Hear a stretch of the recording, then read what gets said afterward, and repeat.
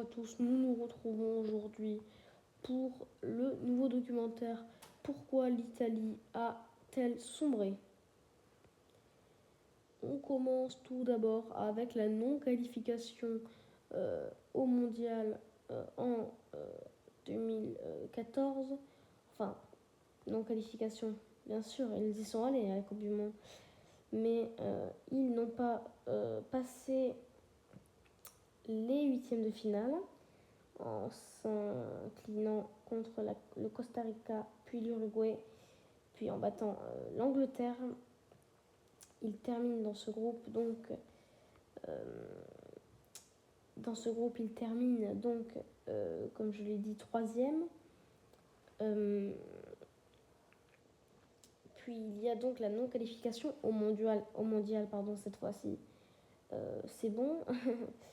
En 2018, donc, oui, ils font une campagne médiocre de qualification à la Coupe du Monde en battant le Liechtenstein 5-0 certes, mais en s'inclinant 3-0 contre l'Espagne, puis en battant l'Israël 1-0, en faisant match nul contre la Macédoine, puis en battant l'Albanie 1-0. Et en play-off, au match aller contre la Suède, eh bien, ils s'inclinent 1-0, puis au match retour, eh bien, ils font match nul, du coup ils sont éliminés. Enfin, pas qualifiés. Et donc ils vont pas à la Coupe du Monde.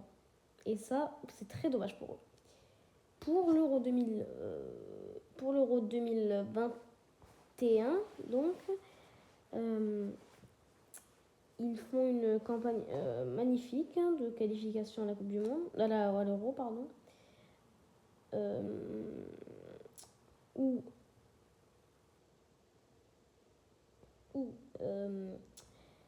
ils s'imposent contre l'Italie, contre la Finlande 2-0, contre le Liechtenstein 6-0, contre la Grèce 3-0, contre la Bosnie 2-1, contre l'Arménie 3-1, contre la Finlande 2-1, contre la Grèce 2-0, contre le Liechtenstein 5-0, contre la Bosnie 3-1, et enfin le clou du spectacle contre l'Arménie 9-1. Oui, vous avez bien entendu, 9-1 contre l'Arménie. Donc ils font un Euro fantastique où ils gagnent leurs 3 premiers matchs. Après ils affronteront l'Autriche où ça va être très compliqué à débloquer le match jusqu'à la 95e minute de jeu où c'est l'Italie qui se met devant au score. Puis ils enfoncent le désert avec Monsieur Pessina, bien sûr, Matteo Pessina. Puis Kaladzic essaye de remettre l'Autriche dans le match et il y arrive, mais malheureusement pas assez pour les quarts de finale. Donc la Belgique affrontera l'Italie en quart de finale, où c'est l'Italie qui s'imposera donc 2-1. Ils affronteront l'Espagne au tir au but, ils se qualifieront en finale de l'Euro, et face à l'Angleterre, ils le gagneront l'Euro. Et donc, même en gagnant l'Euro, ça va être très compliqué pour la suite. Parce qu'en 2022, ils ne se qualifient pas pour la Coupe du Monde. C'est terrible pour l'Italie qui a gagné déjà 5 Coupes du Monde de pas aller 4 Coupes du Monde, pardon, de pas aller 2 fois consécutives à la Coupe du Monde. Bon. On connaît la suite malheureusement. Entre temps, il y a l'UEFA Nations League qu'ils ne rencontrent pas, qui ne gagne pas malheureusement pour eux. Il y a également Finalissima où ils s'inclinent 3-0 contre l'Argentine. Puis il y a donc, comme je vous l'ai dit, la Coupe du Monde qui ne participeront pas ou ne participeront pas. Une campagne médiocre de Coupe du Monde.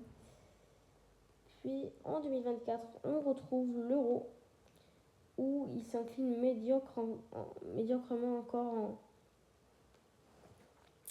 en huitième de finale. En huitième de finale face à la Suisse 2-0. Puis en Nations League, ils n'iront pas plus loin que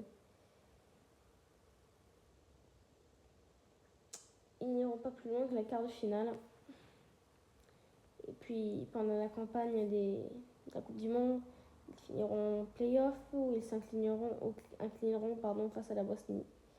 Ou ils ne se qualifieront pas à la Coupe du Monde pour une 3e fois consécutive. Et quel entraîneur pourrait les sauver à votre avis? Didier Deschamps. J'ai vu beaucoup de rumeurs. On a vu beaucoup de rumeurs. Didier Deschamps. On a vu énormément de rumeurs. D'ailleurs, on n'a pas compris pourquoi. Mais bon. Luciano Spalletti, même si vous le savez qu'il a refusé. Simone Inzaghi qui a également refusé. Il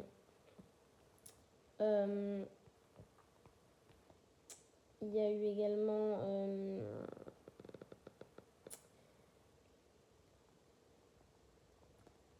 également excusez-moi, Massimiliano Allegri qui n'a pas pour l'instant dit non. Mais bon, on va bien ça. Également Antonio Conte, mais bon. On verra ça. Comme on le dit souvent.